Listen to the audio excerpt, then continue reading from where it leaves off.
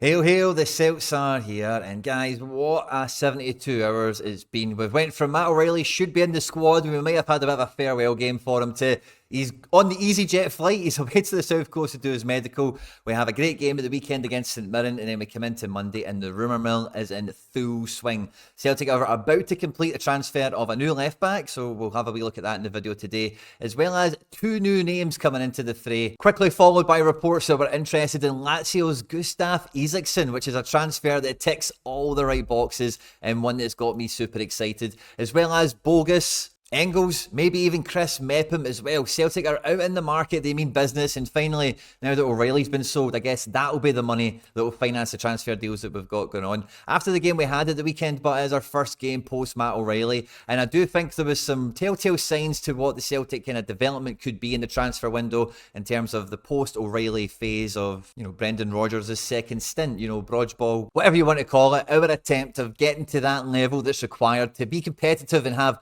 a good Champions League campaign for the upcoming season. At any point in the video today, if you do laugh, you learn, you like something or whatever, please do like and subscribe to the channel for more content like this. We're pushing for 10,000 subscribers, guys, and we cannot do that without your support. So if you do enjoy the content here, hit the subscribe button for more and get into the comment section in this one and let me know what do you think about Valle, the new left back coming in, as well as the other players that we feature in the video. Are they guys that we have to go out and break the bank and go and get, or is there other targets out there that maybe before the window closes we might all of a sudden become linked to?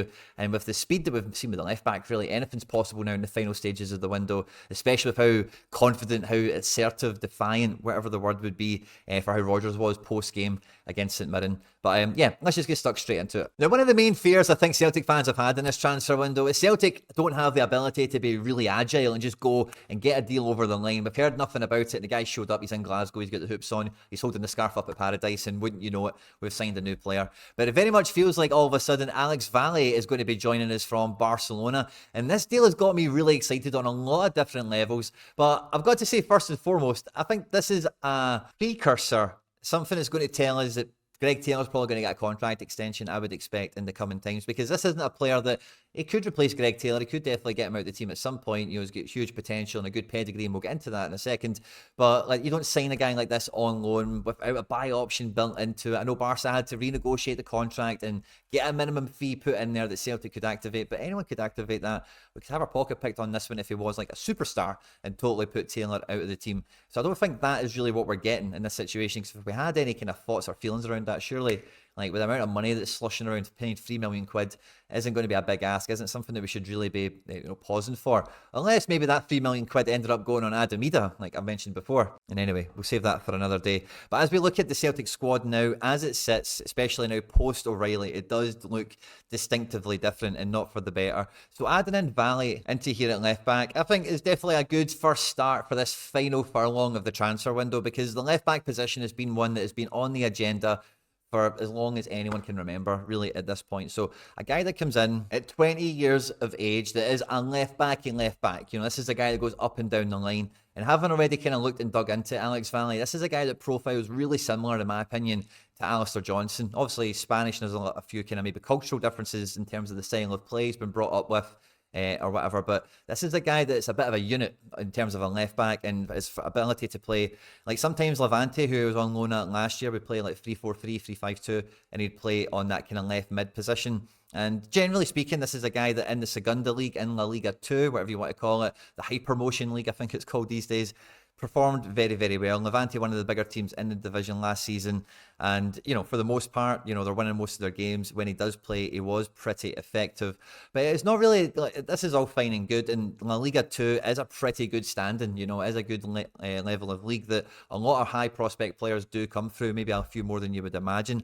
But one of the things about this transfer that gets me really excited is that his team that he was on loan at before Levante was FC Andorra. Now, you might not know FC Andorra, he didn't actually play for them that much or whatever, but they're the team that's owned by Gerard Piqué. And since Gerard Piqué has owned FC Andorra, it's funny how he gets a good knack of the better kids out of Barca's academy.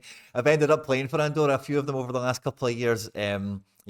Barca B, I don't even know what the division they're in. So Andorra, I've had a few of the better players from the academy get some minutes over there since Piqué's involvement in the ownership group, certainly. And when I see Alex Valle as a former FC Andorra player, that just makes me very confident the people that have been around the youth setup at La Masia, at Barcelona, and also the Spain youth national team who have selected them on a number of occasions also do hold this guy in high regard. And that's the sort of kind of exciting prospect transfer that we've been crying out for at Celtic when we've signed like the likes of Lagerbielke and the Rocky, and even Bernabe, I suppose. This is the sort of thing you're hoping to get in that kind of cheaper transfer, young guy, nobody really knows much about him, but they've got a bit of a high ceiling, they've got a bit of room for growth. So for me, this is a real win. This is a real upgrade of a transfer. Just in terms of like the overall squad level, this gives me kind of vibes of, I don't know if I would say Ralston, but I'm going to, because as you might remember, like Juranovic's kind of final stages at Celtic, Ralston was really doing a good shift and maybe keeping him out of the team on some occasions. And then when Alistair Johnston comes in, like, it just makes sure like these players are all just playing to the highest level possible. And Taylor, I think, his performances so far this year, this could be Greg Taylor's best season ever in a Celtic shirt. And if this guy's coming in to push him, maybe take some minutes off him and maybe try and take his job ultimately, which will push him perhaps to new levels. And if he has a next stage to go to, that's how he'll get there. Then I think it's just really exciting for us. The interesting thing, of course, is Taylor has made his life and career in a Celtic shirt in this inverted fullback, wild playmaker kind of position that he gets given. Whereas Valle, like I say, is going to be much similar to Alistair Johnston. And Alistair Johnston isn't always a line hugger. He does love to overlap, which Valle will certainly give us on the left here.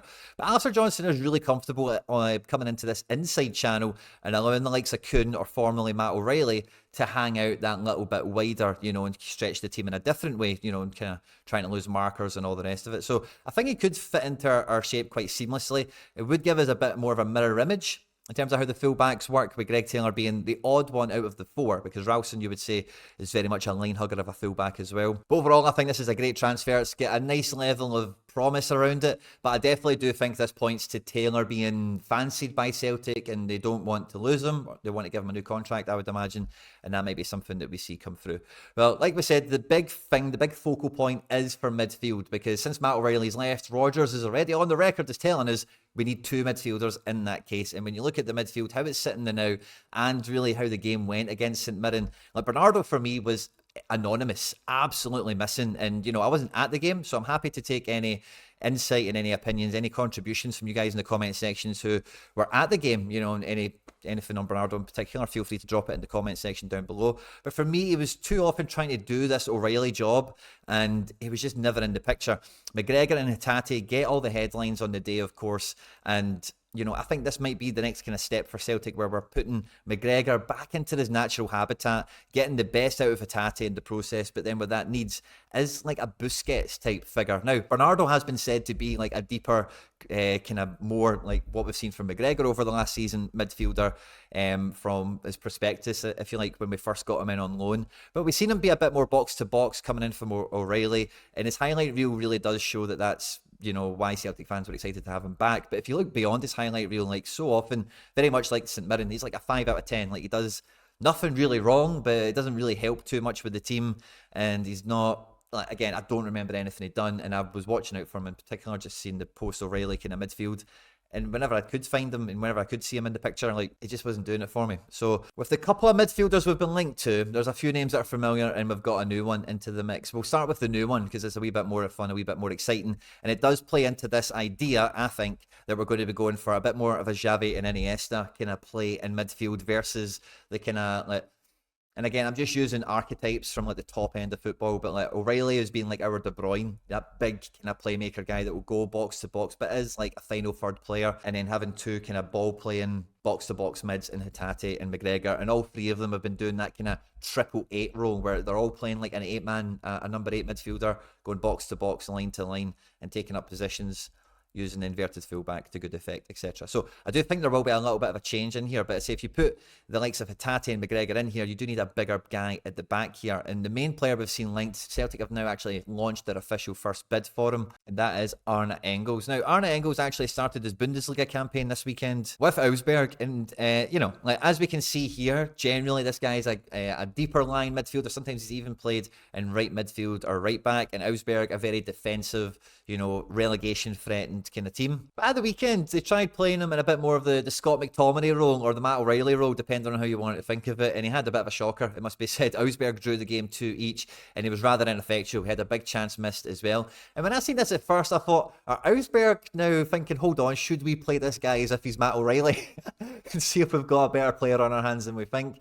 Or, you know, I didn't watch the game myself, but against Werder Bremen, they're a bit more of a defensive kind of counter-attack team. So like he's maybe went up there to be a bit more the Scott McTominay, which is why I said that before, like the kind of defensive midfielder that's really high and will try and win the ball off the opposition in the final third rather than the defensive third. But by all accounts, he could come into this kind of role here, and then we see that. And the new name that we've been linked to, and honestly, like I said in the intro, I think it could be one of the more, it could be the most exciting transfer we've done in recent memory, and that is Gustav Isaksen from Lazio. Now, Gustav Isaksen rose to fame, or kind of came onto the scene at FC Midtjylland over in the Danish Super League, and then made a decent level of transfer to Lazio very early in the summer transfer window last year under Mauricio Sarri. And if any of you guys have ever watched the Premier League or know anything about Sarri, he's got like a very distinct style of play, and he wanted Isaksen to come in as one of his wide forwards, and you know, he did kind of well enough. Lazio have lost a lot of really big players, some of them to Saudi Arabia and some of them to other teams around the league. Mauricio Sarri was sacked halfway through the year.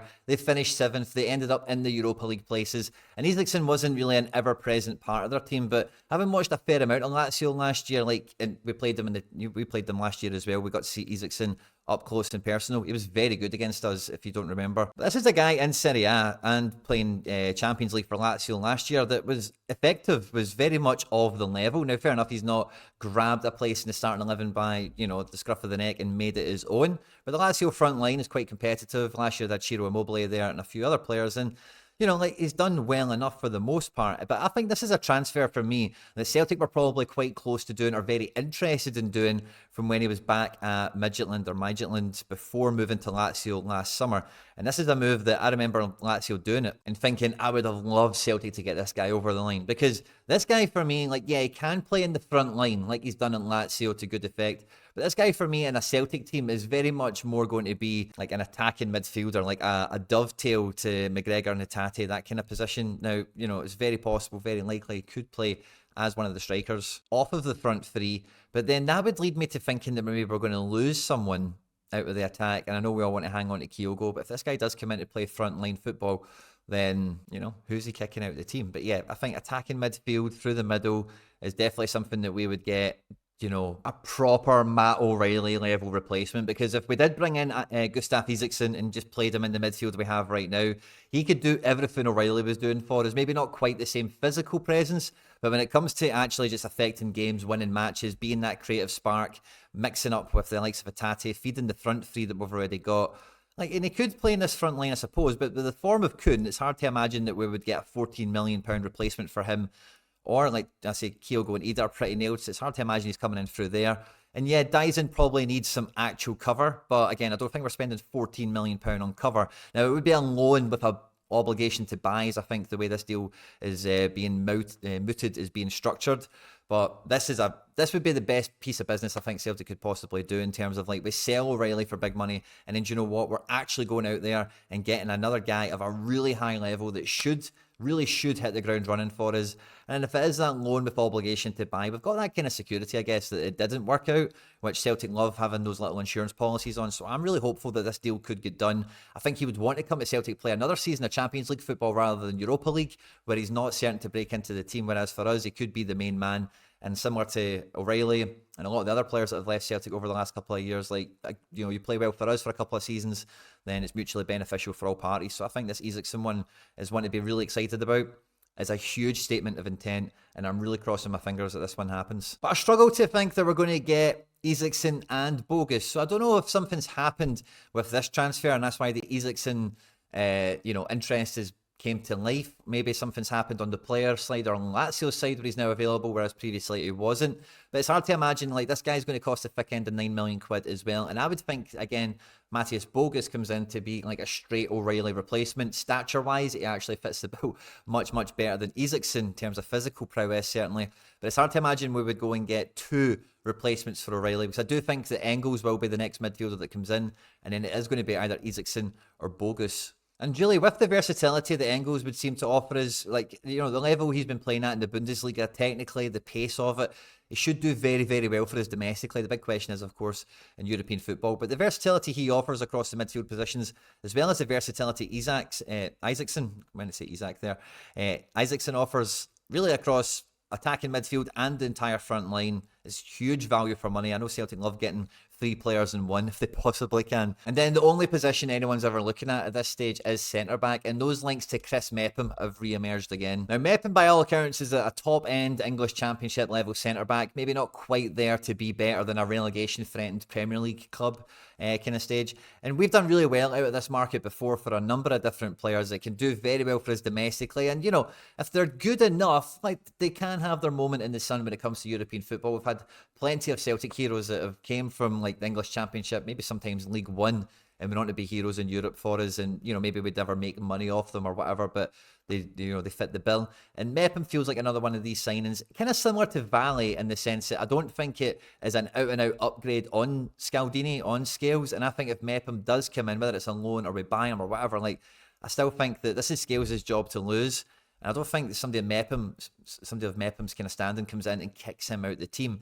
And I do think that, like, with the quality that we're looking at, certainly in the likes of Isaksen, Engels, if you're going to go and get a guy of that kind of level in terms of where they're at in their career, their age, their appearance count, and that sort of thing, you really should be getting someone that would kick somebody out the team at this stage of the game with the amount of money we've got and with the ambitions that's at the club. So this one for me, it just feels a bit meh. If we're going to get somebody that's going to prospectively challenge Scales, it would be a bit more interesting. It would be a bit more exciting if we had somebody a bit more of that Valle prospect, somebody coming out of a high level academy that's just looking to break into the first team and, you know, can be better than Scales or Carter Vickers. Probably Scales is what people are looking at, of course. And, you know, what are the main areas that Scales lacks that we're missing? And it's like ball play. And you know, again, we're looking at getting youth players from other academies because our academy can't really, you know, populate this too much. So I'm not too sure what to think of the Mepham one, but I definitely think our centre-back will be on the menu.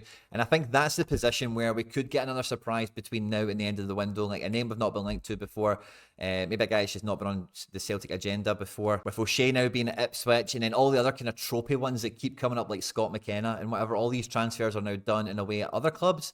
So now if we are going to be getting somebody, it probably would need to be a name that we've not been linked to already. There's maybe another outgoing or two to happen here as well. Luis Palma is doing a bit of the Haksabanoviches on Instagram, and honestly, like, if we can get him out on loan somewhere like Portugal or Holland or Belgium or something, and get somebody just to play him all season long and try and teach him football, like proper top end football.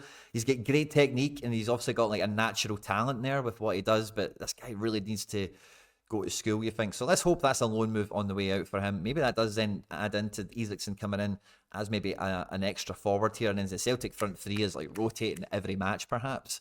It could be something like that.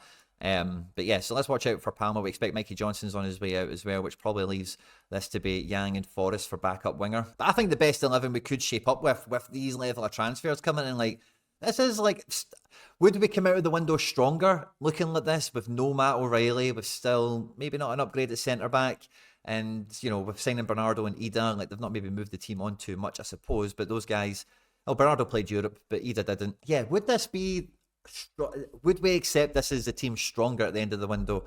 I think I maybe would. I hope you enjoyed this one, guys. On screen now, some other stuff that we've made on the channel that YouTube thinks you might enjoy. I hope you enjoyed this one, guys. Don't forget to get into the comments section on this one. Let me know what you think about Valle. Is he going to hit the ground running? Is he going to put Taylor out the team? And what about the other prospective incomings? Are they good enough? Will they make the best 11 better? I'm looking forward to catching your comments down below. Hail, hail.